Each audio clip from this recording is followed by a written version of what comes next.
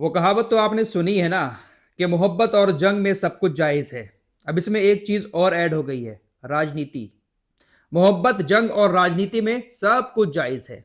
कुर्सी को पाने के लिए राजनीति में नेता कुछ भी कर सकते हैं, उनके लिए सब कुछ जायज होता है।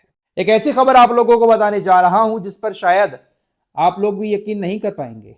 कुर्सी के लिए बीजेपी के नेताओं ने कांग्रेस और असदुद्दीन ओवैसी की पार्टी से गठबंधन कर लिया। क्या है पूरा मामला, कहां की यह खबर, और इस खबर के सामने आने के बाद कई सारे सवाल खड़े हो रहे हैं। देश की राजनीति में हलचल है।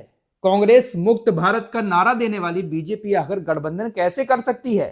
गठबंधन की खबरें सामने आने के बाद लोग चर्चा कर रहे हैं कि नेता नेता सब एक हैं, बस जनता एक दूसरे से लड़ी जा रही है। क्या है पूरी खबर, इस पर डिटेल से बात करेंगे। साथ ही साथ डोनाल्ड ट्रंप की भी बात करेंगे। डोनाल्ड ट्रंप भारत को भी धमकी लगातार दिए जा रहे हैं, कुछ और देशों को धमकी दी है और हो सकता है कि कुछ और देशों के राष्ट्रपति को भी उठाने की फिराक में अमेरिकी सेना आगे बढ़े। फिलहाल जो तेल का खेल वेनेजुएला में डोनाल्ड ट्रंप ने खेला था, अब वो चीज सामने आ चुकी है। पहले आपको महाराष्ट्र की तरफ ले चलते हैं। महाराष्ट्र के अंदर अभी निकाय चुनाव हुआ। महाराष्ट्र के इस वक्त जो मुख्यमंत्री हैं वो देवेंद्र फडणवीस हैं। उप मुख्यमंत्री जो है वो अजीत पवार और एकनाथ शिंदे हैं। कह सकते हैं कि इस वक्त महाराष्ट्र में जो सरकार है वो बीजेपी की ही है। महाराष्ट्र में अभी नगर निकाय का चुनाव हुआ था, जिसको लोकल चुनाव भी कहते हैं। नगर निकाय के जब नतीजे आए तो दो जगह पर बीजेपी जीत हासिल नहीं कर पाई। महाराष्ट्र के अकोला जिले की अकोट और थाने जिले की अंबरनाथ नगर परिषद में बीजेपी ने एमआईएम और कांग्रेस के साथ गठबंधन कर लिया। नगर निकाय का चुनाव जो होता है वो लोकल स्तर के जो नेता होते हैं वो लड़ते हैं। उन नेताओं ने बीजेपी के कुर्सी पाने के लिए, सत्ता पाने के लिए असदुद्दीन ओवैसी की पार्टी और कांग्रेस की पार्टी के नेताओं से गठबंधन कर लिया। दरअसल अकोला नगर परिषद में किसी भी पार्टी को बहुमत नहीं मिल पाई।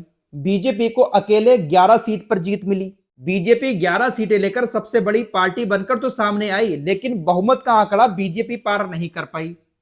दूसरे नंबर पर आते हैं असदुद्दीन ओवैसी। इनकी पार्टी ने 5 सीटें जीती।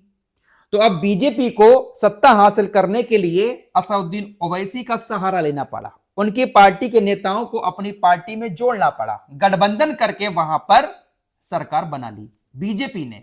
इस गठबंधन में कुछ और नेताओं को भी शामिल किया बीजेपी ने, लेकिन दूसरे नंबर पर जो 5 सीटें लेकर ओवैसी की पार्टी आई थी वो दूसरे नंबर की पार्टी रही। तो ओवैसी के साथ अकोट नगर परिषद में बीजेपी ने गठबंधन करके सरकार बना ली और अब इस गठबंधन के जो लीडर रहेंगे वो रवि ठाकुर हैं, बीजेपी के नेता वो रहेंगे। अब अंबरनाथ नगर परिषद की बात कर लेते हैं। यहां पर भी बीजेपी बहुमत का आंकड़ा पार नहीं कर पाई। अंबरनाथ का मामला तो और ज्यादा पेचीदा हो गया। आप देखिए जरा, नेता किस तरह से कुर्सी पाने के लिए कुछ भी कर सकते हैं। दरअसल आपको वीडियो के शुरू में ही मैंने बताया कि महाराष्ट्र के इस वक्त जो मुख्यमंत्री हैं देवेंद्र फडणवीस, वो बीजेपी के नेता हैं। उप मुख्यमंत्री हैं एकनाथ शिंदे जो शिवसेना के हैं। महाराष्ट्र की सरकार जो है वो गठबंधन की सरकार है, लेकिन मुख्यमंत्री बीजेपी के हैं। तो अंबरनाथ नगर परिषद में निकाय चुनाव में बीजेपी ने भी अपने नेताओं को खड़ा किया था और शिवसेना ने भी अपने नेताओं को खड़ा किया था। तो यहां पर एकनाथ शिंदे की शिवसेना ने 27 सीट पर जीत हासिल की, लेकिन बहुमत का आंकड़ा 31 सीट है। एकनाथ शिंदे की शिवसेना यहां पर अपनी सरकार नहीं बना पाई। अंबरनाथ नगर परिषद में शिवसेना को 27 सीटें मिली, बीजेपी को 14 सीटें, कांग्रेस को 12 सीटें। इसके अलावा जो एनसीपी पार्टी है उसको 4 सीट पर जीत हासिल हुई। तो अब यहां पर बीजेपी ने एक बहुत बड़ा खेला कर दिया। बीजेपी ने एकनाथ शिंदे की शिवसेना को सत्ता से हटाने के लिए कांग्रेस के साथ गठबंधन कर लिया। दरअसल शिवसेना को 27 सीटें मिली, बीजेपी को 14 और कांग्रेस को 12 सीटें। इन दोनों ने आपस में गठबंधन करा तो इन दोनों के पास सीटें हो जाती हैं 26। 4 सीटें जो एनसीपी को मिली उसको भी बीजेपी ने अपने में मिला लिया, तो इनकी सीटें हो गई 30। तो इन तीनों पार्टियों ने गठबंधन बनाकर अपनी सीटें कर ली 30 और शिवसेना की सीटें रह गई 27। तो अब इनकी सरकार वहां पर बन गई। बीजेपी के पास सबसे ज्यादा सीटें रही 14, तो बीजेपी यहां पर सत्ता पाने में कामयाब रही। दोस्तों जरा इस गेम को समझिए। एकनाथ शिंदे, उनकी शिवसेना, बीजेपी के देवेंद्र फडणवीस जो मुख्यमंत्री हैं, ये लोग गठबंधन में सरकार चला रहे हैं महाराष्ट्र के अंदर, और बीजेपी ने एकनाथ शिंदे के नेताओं को नगर निकाय के चुनाव में सत्ता से हटाने के लिए कांग्रेस के साथ गठबंधन करके खुद सत्ता हासिल कर ली। तो ये नेता जो है वो अपने फायदे के लिए कुछ भी कर सकते हैं, दोस्त को दुश्मन और दुश्मन को दोस्त बना सकते हैं। फिलहाल इस गठबंधन के बाद देवेंद्र फडणवीस ने कहा है कि जो कुछ हुआ है, नेताओं ने जो कुछ भी किया है, इसको लेकर इनके ऊपर कार्रवाई की जाएगी, क्योंकि एकनाथ शिंदे गुट जो है, जो शिवसेना है यहां पर, वो काफी नाराज है। शिंदे गुट के विधायक बालाजी किड़ीकर ने इसे धोखा करार देते हुए कहा कि बीजेपी सत्ता के लिए किसी भी हद तक जा सकती है। बीजेपी के नेता देवेंद्र फडणवीस, जो इस वक्त महाराष्ट्र के मुख्यमंत्री हैं, उन्होंने एक इंटरव्यू में नाराजगी जाहिर करते हुए कहा कि स्थानीय स्तर पर बीजेपी के नेताओं ने ये जो समझौते किए हैं, गठबंधन किए हैं, मैं इन फैसलों से बेहद नाराज हूं। मैं साफ कर देना चाहता हूं कि कांग्रेस और एमआईएम के साथ किसी भी तरह का गठबंधन बीजेपी की विचारधारा के खिलाफ है और इसे कतई बर्दाश्त नहीं किया जाएगा। महाराष्ट्र के मुख्यमंत्री ने कहा कि स्थानीय नेताओं ने जो भी किया वो गलत है और उनके खिलाफ सख्त अनुशासनात्मक कार्रवाई की जाएगी। लेकिन यहां से एक चीज सामने आ गई कि नेता लोग कुछ भी कर सकते हैं अपनी कुर्सी हासिल करने के लिए, तो आप यहां से राजनीति का स्तर समझ सकते हैं। फिलहाल डोनाल्ड ट्रंप की तरफ चलते हैं। आपको मालूम ही है कि वेनेजुएला के राष्ट्रपति को अमेरिका की सेना अमेरिका उठाकर ले गई है।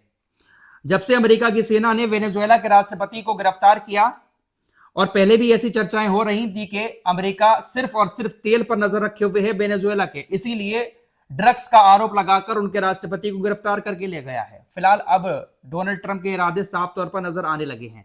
डोनाल्ड ट्रंप ने कहा है, वेनेजुएला की इस वक्त की जो सरकार है उससे कहा है कि आप हमें 5 करोड़ बैरल तेल भेजें। अमेरिका आपसे 5 करोड़ बैरल तेल लेगा और वो तेल सीधा अमेरिका आएगा। अमेरिका में आने के बाद उस तेल को जब बेचा जाएगा, बेचने के बाद जो पैसा आएगा वो पैसा मेरे अंडर में होगा। डोनाल्ड ट्रंप ने कहा 5 करोड़ बैरल वेनेजुएला का तेल बेचा जाएगा और वो पैसा मेरे अंडर में आएगा और उस पैसे को फिर मैं वेनेजुएला और अमेरिका के लोगों के हित में काम करूंगा। यहां से आप डोनाल्ड ट्रंप की नीयत समझ सकते हैं कि तेल पर इनकी पहले से ही नजर थी, इसीलिए उनको उठा लिया गया और अब तेल मांग रहे हैं खुले तौर पर उस देश से कि 5 करोड़ बैरल तेल दिया जाए और उसको बेचने के बाद पैसा मेरे अंडर में रहेगा।